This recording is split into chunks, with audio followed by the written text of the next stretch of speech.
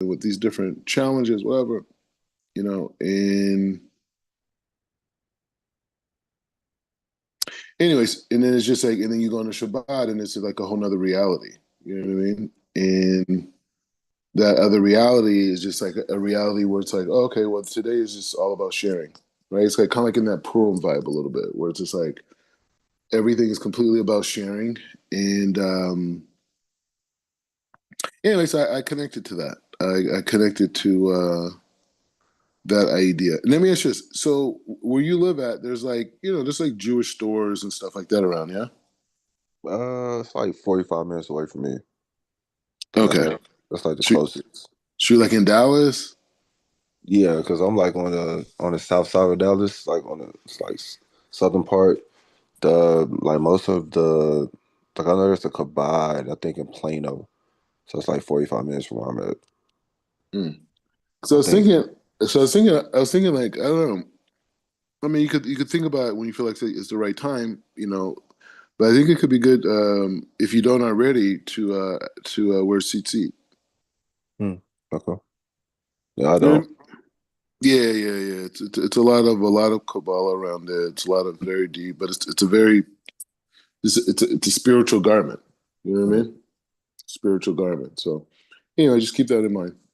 Okay. For sure.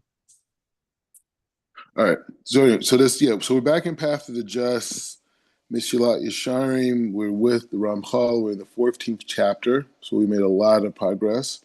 We've changed a lot as people. We've learned a lot of things. But just as a recap, not a big recap because I'm pretty sure you're still there. But it's when I say there, I just because we've learned so many other things in between that. You know what I mean? But this idea of separation, right? So it kind of speaks for itself a little bit. So it says, sorry, sorry, sorry, I was reading the wrong thing. So it says like this. Okay, so it says, Chalek maha haparishut harishima shelosha ki hine yesh parishut bekhalnaot. Okay, so he says there are three principles. There are three principal divisions of separation, right? So this is the idea of separation. So we went into this concept of what a tzaddik is, right? And how tzaddik does everything right, blah, blah, blah.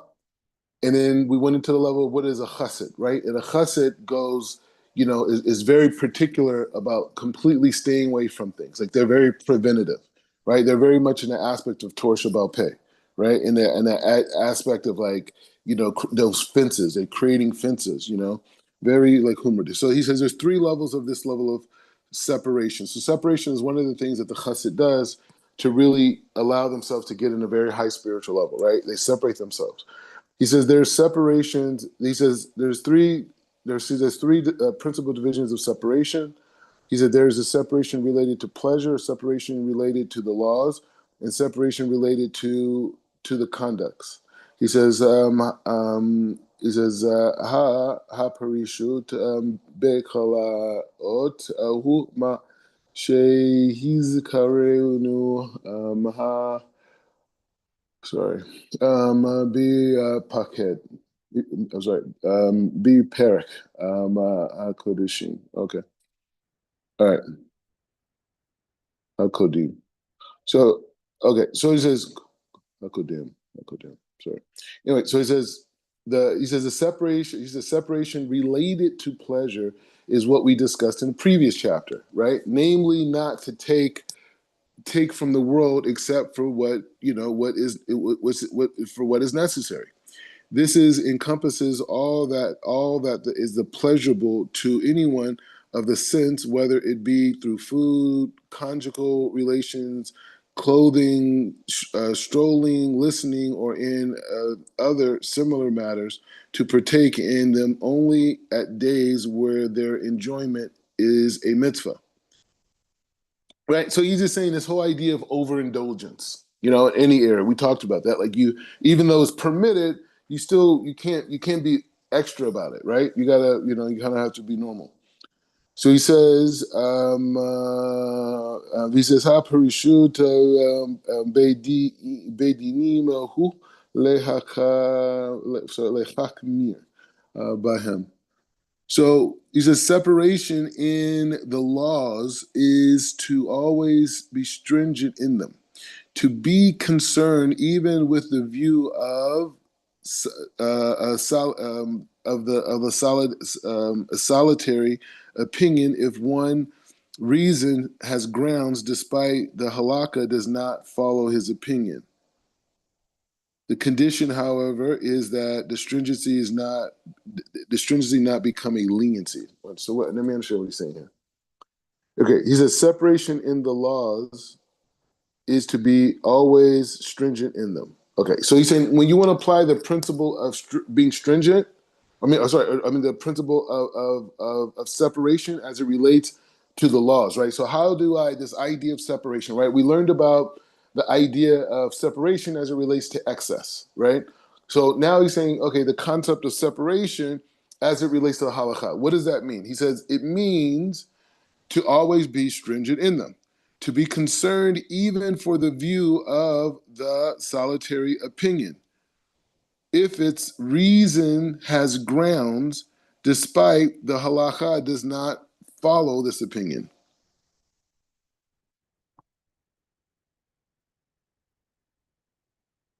The condition, however, is that his stringency not become a leniency. Let's keep going, right? I think I mean I understand what he's saying, but I want to talk it out. It says ule hakamir bis pekot afilu be makom she'afar lechakel behem. He said, likewise, to be stringent in the cases of doubt, even in situations where one may be lenient, our sages of blessed memory explain the statement of Ezekiel and Colin. He says, behold, my soul never became tummy. He said, he says, spiritually unclean. Baruch Hashem. We should never know our soul to be unclean. He said, for I have never ate flesh of an animal which the sages was called to rule on, nor did I ever eat of the flesh of an animal about which one says, slaughter it, urgently. He said, behold, all of these things are certainly permitted according to halakha. But he was stringent on himself and abstained. Ulechaver zikarati le ma'ala she'in lalamod mima. So So he says like this. Part of that aspect of acquiring these attributes is to be clean, right? And all the things that he's showing us, from the difference from a chassid to from a tzaddik to a chassid, these different levels of state separations, all these different points, is to get us to a point of saying like, hey, in order to acquire those things, first you have to ask Hashem for those things, but then you have to create a space for those things to rest at. And what I've seen on my spiritual journey, meeting a lot of different people, they didn't clean themselves. You know what I'm saying? A lot of people they're like, oh yeah, I want to convert, I want to convert, I want to be Jewish, this whole thing.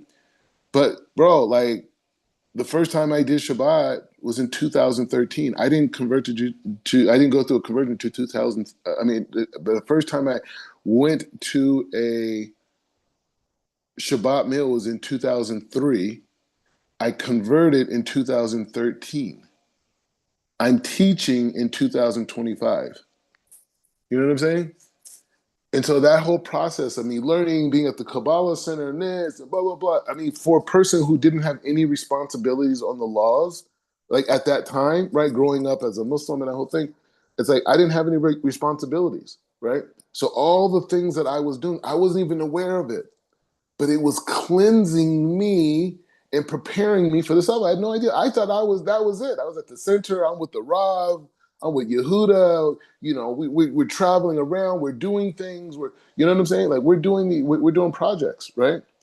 And it wasn't like I was just at the Kabbalah Center. We're doing projects. That's how I know Yehuda Berg. That's how I know him. I was doing projects with him. I launched this Red String book. I launched, the Kabbalah, the Kabbalah living system that they have. I don't know what they have there, but when I was there, they had a Kabbalah system. So that take your life to the next level. That was like that was out of my mouth. You know what I'm saying? Or like the Kabbalah University, right? I mean, it's obviously been improved on, but the first, you know, partnership for technology, you know, I brought that company to the Kabbalah Center. My mom worked for the Kabbalah Center. You know what I'm saying? The whole SFK, Spirituality for Teens. My mom designed those curriculums and those structures for them. You know what I'm saying? My mom was there with the Rob and Karen. You know what I'm saying? So just saying that, like, that's like a real thing, right? And obviously, my siblings came. My grandmother, in blessed memory, when she was, struggling with cancer, I wasn't there the times that she went, but they brought her to Shabbat meals. You know what I mean? At the Kabbalah Center, right? And she loved it, right? So it's just saying that. It's just saying that. Um, it's just saying that the things that we're doing are cleansing us for other things, right? So, like, even if there's things that we're going to learn together that you don't, but some of it may even, like, you may feel go over your head, right? Or maybe you get all of it. It doesn't matter, because there's things that some things, depending on my mood, something will go over my head. On another day it wouldn't, right? But I'm just saying, in general, the thing is, all of it is Torah, and it all cleanses us. The main thing is learning that the Torah is cleansing us. Yes, we're learning. Yes, it's intellectual. Yes, it's a mitzvah. Yes, it brings a light into the world. But more importantly, in this conversation, is that the Torah is cleansing us. So just hearing the Torah, especially halakha, like when you learn when you learn the halakha, when you learn a new law, that cleanses you. When you learn musar, like we're doing, it cleanses you. It literally removes klipa from your body. You can't see the klipa. You can't see it. But the klipa literally leaves the body, right? The klipa leaves the body by us learning Torah, by learning musar, right? And it's a very important thing. Because it's just like, we hear so many promises of the sages when they say, if you just learn Torah, if you just learn Torah, you just learn Torah. You say, how? All right. So anyway, so that's the point over here. So it says, Ukvar zekarati le ma'ala she'ina le modami ma she'utar al kol Israel. So he says, I've already explained earlier that what is permitted to common masses cannot apply to the pishtumim, those who practice separation. I didn't know that was such a word. Oh, let me see how it says in Hebrew. Hold on. Okay. Yeah, Perusim. All right, so Perusim, these are the people who practice separation. It sounds like this is up your alley, Otino. Separation guy. So he says, for it is incumbent on them to distance from what is repulsive, or like, or the like, or the like of the like. So anything that's disgusting, they're just like, hey, I can't be around it. It's not that it in itself is wrong, but the thought, everything, I can't have it around me, right? So there's some people who are like that. They're just about like, hey man, I can't. That's not my vibe. I need a makom. He says, as Mar Yukba said, in this manner, I am as a vineyard delivered from wine, compared with my father. He said, in this matter, I am a vineyard derived from wine, compared with my father. For if my father were to eat flesh now, he would not eat cheese until this very hour tomorrow. Wow. He says, where I do not eat cheese in the same meal, but I do not eat it, but I do eat it in my next meal. He says, there is no question the halakha was not like that. It was not like his father did. For it were Mar Ukba would not have acted against this. Rather, his father was stringent and due to his due to his separation. And therefore, Mar Ukba would call himself vinegar derived from wine. He did not measure up to the separation of his father. So that's a huge concept, and this is very, Chief Rabbi Pinchas. Everybody has their things they're stringent about. Okay, but I got to talk about, my rabbi, Chief Rabbi Pinchas, who's the chief rabbi of Africa, and the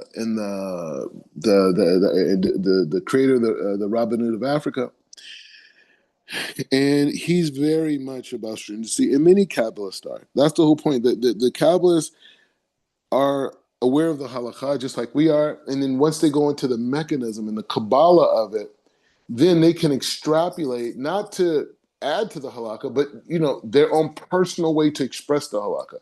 So he's using an example of his father, and he's saying that, by my dad, he was like this, right? And he was really strict in his way, that where, people have a separation between, meat and cheese. He says, like, hey, my dad, not only would he, if he had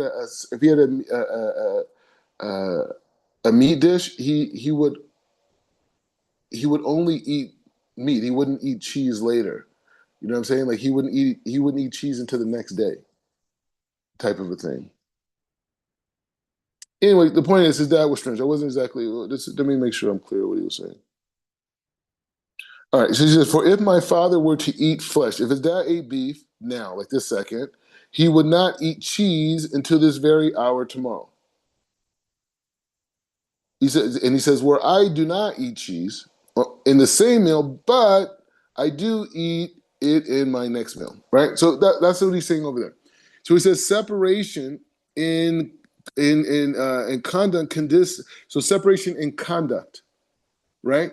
In conduct. So first we learned about separation in halakha. Separation in halakha is saying, hey, I'm going to be so clear in the halakha that I'm going to that there's certain things that I'm going to do. Like for example, like there's people on their when they say their kiddush on Friday night, they put like three small drops of water, very small drops of water, right? Very small drops of water, right?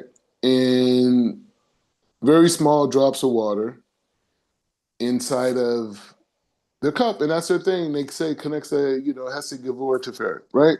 Or Abraham, Isaac, and Jacob, whatever way you want to go on it. But the point is just saying this is the thing. Now, do you have to do that? No. You know what I mean? But some people say that. Some people says the water represents Hesed. Isn't? But they add that onto it as an extra thing to express it. And I mean, maybe he's saying something different. Maybe he's saying in the frame of separation, it's a different thing, right? So maybe in the frame of separation, you could look at it like you could say that, you know what? Some people don't use social media, right? And it's not that they don't have filters and this and this other thing. It's just still there's so many messages and there's so many ideas, right? There's so many ideas that they just don't want in their head, right? And so because of that, they don't use social media, right? Now, is there a halakha that says it? No, the halakha says you should protect yourself, blah, blah, blah. But that extra stringency is that, you know what I mean? And it's like, even for me, like I just remember on Purim, like Jerusalem's going off. You know what I'm saying? It's like a huge rave, right? And it's just parties and dancing.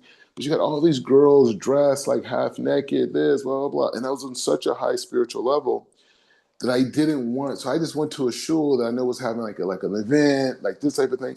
And I would just stayed in there.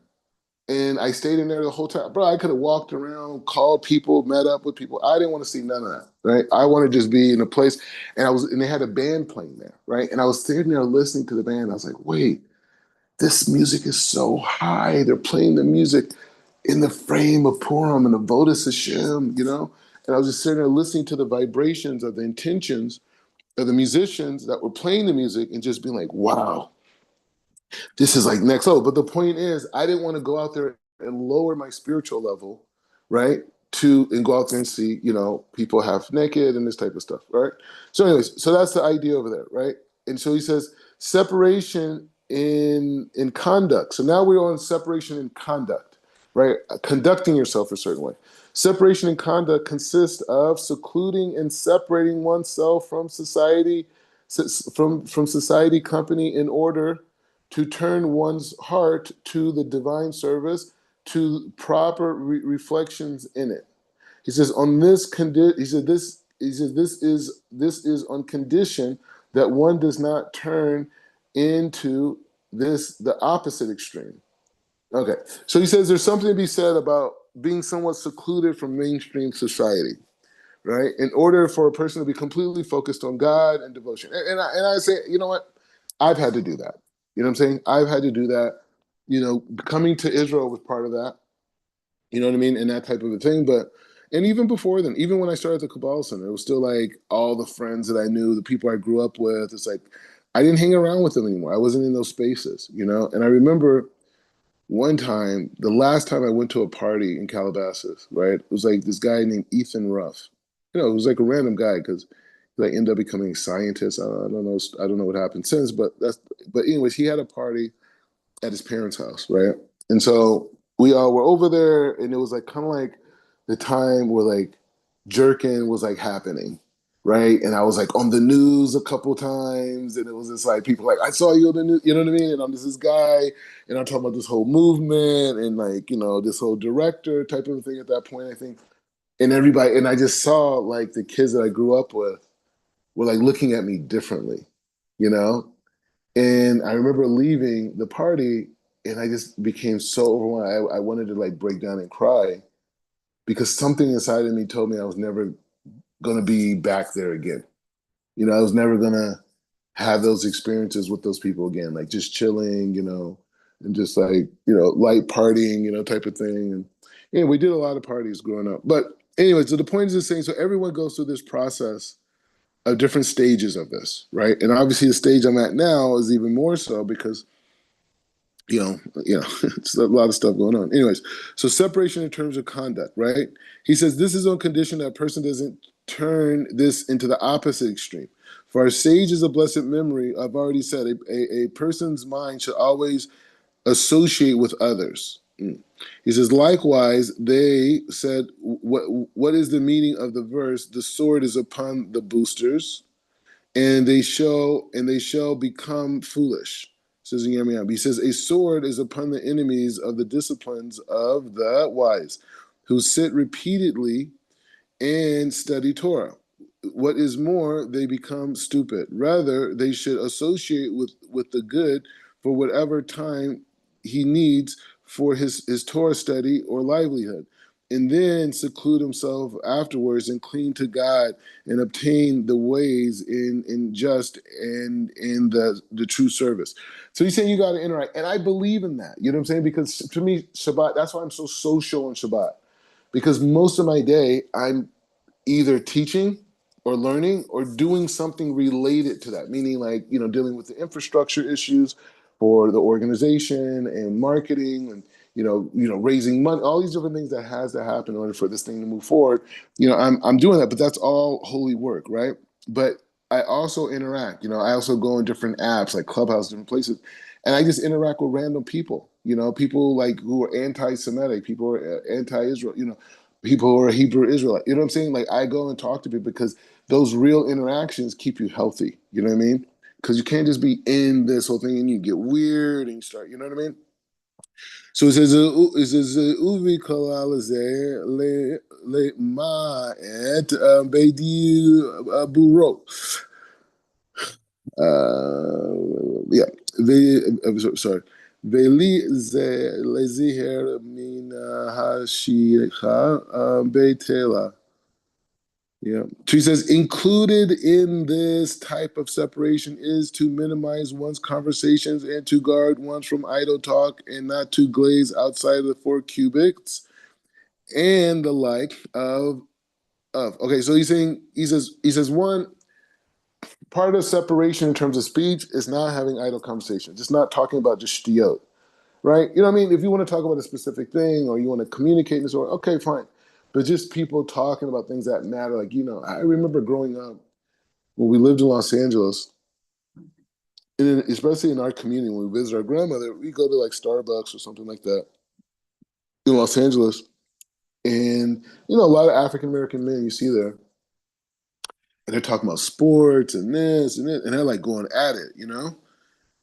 And and you just think like, as I got older, I look back on that and I was like, wow, like those same guys, like given the right tools, would be there like discussing, Torah, halakha, and the Torah, and the Beit Yosef and Shulchan Aruch, all these things. So he says, so idle talk, right? And he says, not gaze outside of 4 cubits, right? And he says, okay, so like not looking, obviously, right? Not looking at things that we should be looking at, namely women, right? And or looking at other people's stuff. And the thing about it, I've become even more connected to that, meaning that I never was ever in a mindset, of just like staring at women and fantasizing. That's never been my thing, right? But smaller things like eye contact, you know what I mean? Or like, I would always look at people because I was always in the marketing, right? So I would always look at people and say like, okay, what type of consumer is this person? Like I could look at a person when I was, in the working private sector, I could look at a person and say, hey, you know what? I know exactly what type of TV shows that they watch, what type of fashion inspired by, what type of music they listen to, the level of their education, they go to college, postgraduate. You could just tell a lot. Now, I'm not saying it's 100% thing, right? Because we're dealing with objective form, Rav Ashlag. But I was able to do that, and I was able to design campaigns because I really felt I understood people, right? When I would have an idea or how to communicate a message, especially with trends, and so I always had this habit of like looking at people, right? And I've noticed like, sometimes like when I'm learning or when I finish learning, I could just feel the Kedusha. You know what I'm saying? I could feel the light. And I always notice if I look at something the wrong way, or if sometimes I could feel that energy leave, like the Shekinah just like goes away. Not that it's completely gone, but not the same intensity. And when I realized that when I look away, and I don't make eye contact, especially with the opposite sex, I feel that connection from the time I leave to the time I come back. Okay. So he's saying, so this idea of really being focused, right? And he says, and he says, of the noble things he can habituate himself in until he becomes a second nature to him.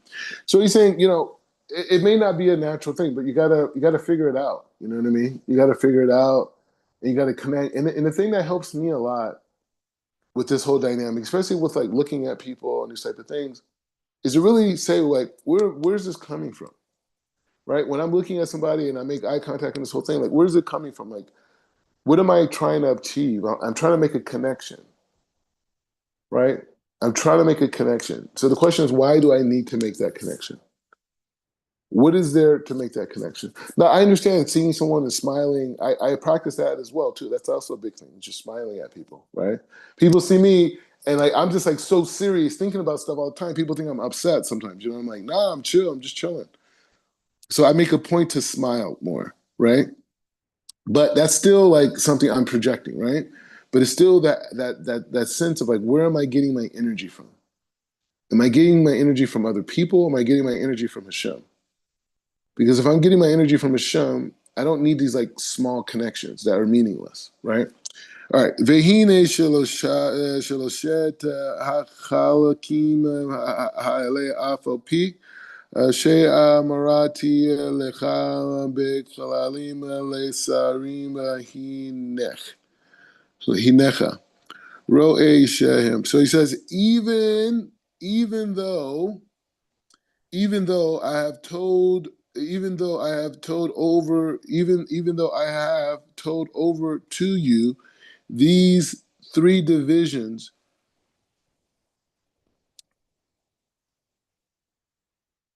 All right, so even though I have told you over these 3 divisions in short general principles, you can never observe that they encompass many activities of human beings.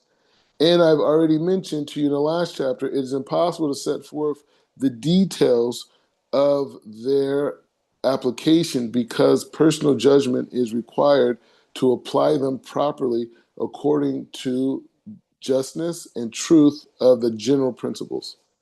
So let's talk this out. Thoughts, reflections, ideas. High level share. Creating a vessel is very important. I think a lot of times, like through our actions, we'll pray for something, but we don't have the proper, tools. So the vessel that we've created is like contaminated in a sense. So it's like, yeah, did you get? It's like if you want some water and you're getting water, but your glass is dirty, you're gonna have that debris floating in that water. Now you look at the water like, oh, I don't want it, but no, it's just what you didn't clean your vessel. So you receive your blessing, but you contaminate it in a sense. Is it still a blessing? Absolutely. You still need water. It's gonna be fine. I mean, you need water to survive, but you have undesirable things in that water that might make you feel the other way. So I feel like, with these different principles of like separation and how you can conduct yourself, this is ways of creating a pure vessel by purifying yourself. So now you receive in a different way, in a not a concealed way, maybe I could say. Um, I just actually on that point, it's a good point. The thing is, I was thinking about it last week, right? We were learning this tshuva and this whole thing, and I was just thinking about it, and I was like, the thing is, one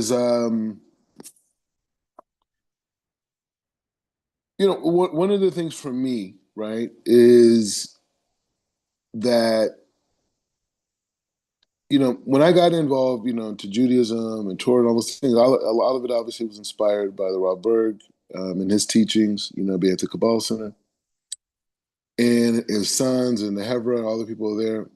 But the thing is, one of the reasons why Kabbalah really attracts a lot of like rich people per se, right, is because a lot of those people, already have or had or whatever a lot of material items, and they know that that mechanism of materialism really can't do so much for them, right? I mean, they did it, like, okay, I drove this car, I did this, I traveled there, I bought this thing, I lived in this big house. Okay, I did it. Now what?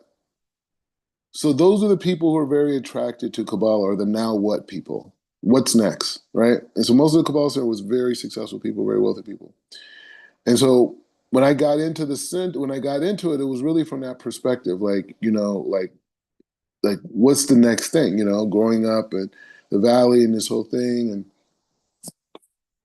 seeing my parents' success, like what's next? Like my dad becomes what, a billionaire? You know what I mean? Like, is that what it is? And I become make $50 billion. I mean, like what is it, right? And and so that was always the thing, right? Because that was the thing. We just like when growing up, that was the whole thing. Was just like we just wanted to get rich. That was it. You know what I mean? Like we wanted to just do whatever. Like obviously like cool things, not illegal things, right? Like, but I mean, we're starting companies. I started an internet company. I was a kid. But why am I saying this? The point is just saying is that when I got on this journey, it was about truth, right? And it led me, and then I was there for years, as you know, and then eventually I converted, and I came to Israel, right? Now the thing when I came to Israel, I learned something very unique about how Torah is taught. So there's two ways that Torah is taught. One way that Torah is taught, which like Rabbi Pinchas and the sages and the teachers that I know all are against, which is this idea where you have these students that aren't necessarily that educated about things, and you kind of like just feed them information, specifically Kabbalah type stuff. And they come and they learn some Kabbalah ideas and this type of a thing, or some esoteric ideas, whatever, and they get like a high from it, and because it is sacred information, they even have a sense that even like may even play on the ego to a degree, right? And so that's what a lot of the Torah is, right? A lot of the outreach is like this, in the Jewish world. It's a lot of outreach. Like, I'm not going to say names, so I don't want people to get upset with me and say I'm speaking against them, but I went to those places, right? And their presentations were very similar to the Kabbalah Center, right? And so my thing is like, I get that. And a lot of the people at the Kabbalah Center were only taught that particular school of thought, right? So they weren't doing it with malice, right? Like, oh, I'm trying to, take advantage of people. But it in a way turns into that. You know what I'm saying? Where like the people you're learning with, yeah, they're learning this, they're learning this, they're learning these different things. You show them all these great things, all these great things that are going to be achieved and these different things, but you don't teach them really how to do it. You just kind of like show them that it's there. right? And they do get energy from it, and it is powerful, right? But for me, I can't do that. You know what I'm saying? Like I can't do that with people. I can't have people come to me and be like, "Hey, this, blah blah blah, teach them a little Kabbalah, this type of thing, blah blah blah." I'm just not. I can't do that. I'm not. I'm not built. I'm not built to operate that way. You know what I'm saying? I can't look in the mirror and see a righteous person if that's my thing. And if that's my thing, why in the hell am I doing this, bro? There's way bigger things I could be doing to, to make a lot of money. You know what I mean? But that's not the direction I chose to go in, right? I went a direction where I wanted to bring knowledge out into the world, right? And that was dope to me. That was the most swag thing I could do. That's bigger, and I can still do movies and television, all that. You know what I'm saying? But I could do it around this. You know what I'm saying? I could still publish books, but about this, not how to do business or how to do this or I made my first mount. You know what I mean? I'm not on that program. But buddy of mine just became VP over at Warner's. Bro, I'm not trying to. I'm not trying to like be in my early 40s, bro, talking about some like 19-year-old music act. That's not popping, bro. That was popping when I was 19. When I was 22. That was dope then, but that's not dope now, bro. I did American High School when I was 28, 29, 28. You know what I'm saying? I wasn't even 30 when I did that movie. You know what I'm saying? So that was dope then. If I was doing that now, that's not dope to me. You know what I'm saying? Or even having a big company is doing all this stuff. I want to do things that are meaningful and impactful, right? So the people who learn with me, I'm only teaching Torah scholars. I'm only teaching. I'm not, this ain't no pen factory. This is like the same stuff that I learned in yeshiva, the same stuff that you learn the same stuff I learned by, Rabbi Berg, same stuff I learned by Rabbi Pinchas, same stuff I loved at other yeshivot that I learned at. That's it. That's my whole thing. And that's just how I'm operating. Other people, bro, fools be learning with them for years. They don't even know how to do Netzil Yadayim. You know what I'm saying? Bro, it's people that Zakaria brought in to the movement, right? People that are famous. Bro, they've been hanging around certain people for years, right? Years. Big celebrity hanging out, whoa, whoa, whoa, whoa. Bro, the guy didn't even know about davening 3 times a day until he met Zakaria. You know what I'm saying? That's how they're dealing with people out there. You know what I'm saying? They're not teaching people how to become Rabbi Shimon. They're just saying, hey, Rabbi Shimon existed. So I'm just saying, so for me, I'm on that path of empowerment. You know what I'm saying? Like, I'm not one of these guys who's looking like, oh man, I want to have followers and it's like these other rabbis and it's like, everybody who hangs out with me, they want to go out and be a star. You know what I'm saying? They're turned. They want to go and change the world. Everybody, everybody who spent time with me, you see these guys online. If you see I have a picture in common with them, because they were in that school of thought. You know what I'm saying? And I'm not trying to name drop people to like make them look small or anything like that, but that's the reality, right? And most of the people who are social media influencers right now in the Jewish world have learned with me for at least a couple years, at least. You know what I'm saying? And so, and I'm not trying to say, oh, it's me, it's me, it's me, it's me. I'm not. It's not about that. It's like this is like small thinking. That's like saying again, that's thinking you're getting energy from something outside of you. You know what I'm saying? And so no, that's not the case. But anyways, the kids are the point is saying, so that's my focus with you is for you to be a Torah scholar, be totally independent in your learning, meaning that you can live a complete life. You could teach your son everything, or you could teach the world, right? Or your sons and your daughters, whatever you want to do. But the point is saying that's the focus. So, we have to learn, we will definitely learn. But I could start with you with Kabbalah stuff. I didn't do that. I went right into Musar. I went right into. I know, bro. We could open up the whole Rob Oshlag thing, open the whole thing, and we're gonna get there, right? But at least give the guy the tools if he already knows about the sod.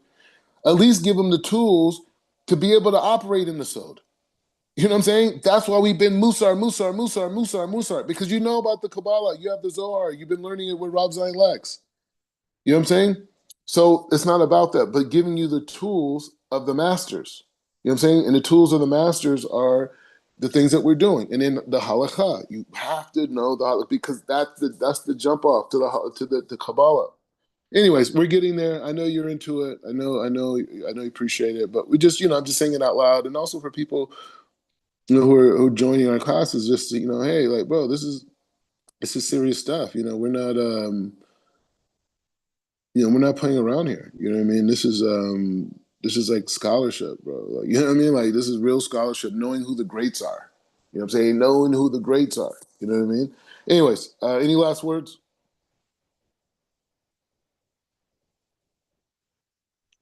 I know, man. I'm with it. It's I think that's what is very important to be able to apply the things that you learn, the application.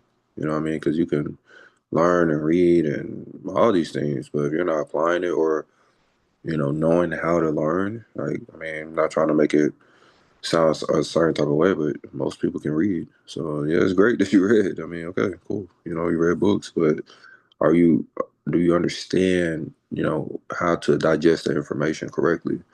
And knowing how to apply it to yourself and allowing it to permeate your thinking.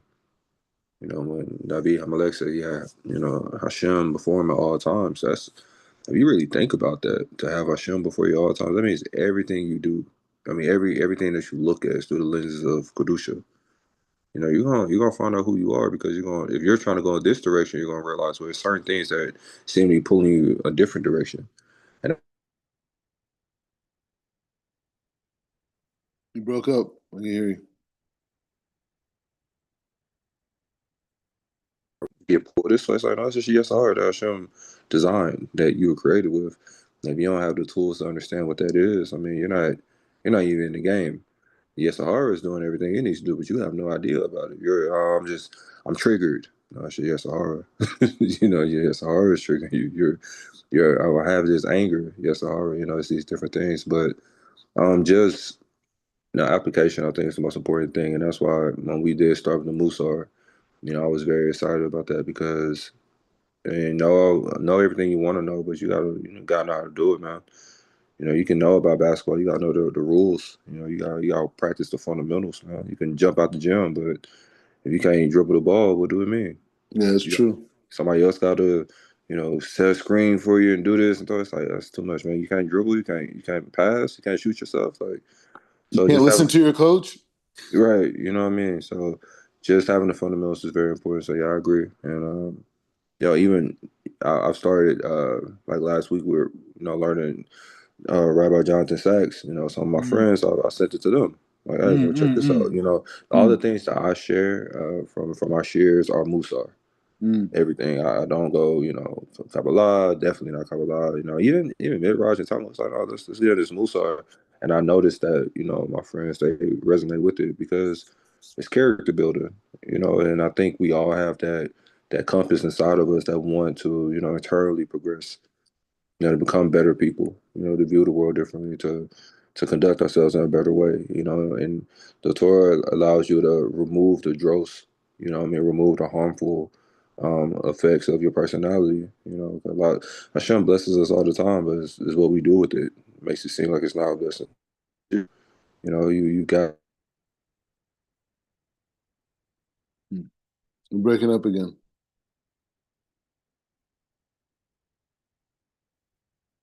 you wasn't clean. You contaminated it. So just 100% agreement. I just hope we keep building. And the others that join, get the opportunity to build. And that's one thing I'm very appreciative of with you, Ralph, that you went to the highest level of yeshiva, and so it's like getting this information. It's not like we're just on YouTube or something. It's like no, you put in the work, and you're giving over that high level. It's not low level. It's high level share. So appreciate you and Baruch Hashem. Okay. So, can you hear me or no? Yeah, I can hear you. It's a little Okay, muffled. cool. Sorry. So let's do this. So I'm open for something a little bit later on to continue on this Rabbi Sachs, but today is like cramp. Like I got four classes today, which is great, Baruch Hashem. But so we whatever. Let's try both of us. Let's really try to start at 13 on the dot, Okay. right? And that'll be a part of like separation, right? That'll be part of like saying, hey, we're gonna try to start exactly at 13 on the dot, and both of us, like, because I've been late at times and vice versa, right? And so I mean, things happen, okay? So that we have the open space, but let's try our best to do that. And then, but tonight, I want to do another. I want to do as much of the Jonathan Sack leadership series as we can. I want to try to see if we can finish the whole Torah. Um, before Pesach, right?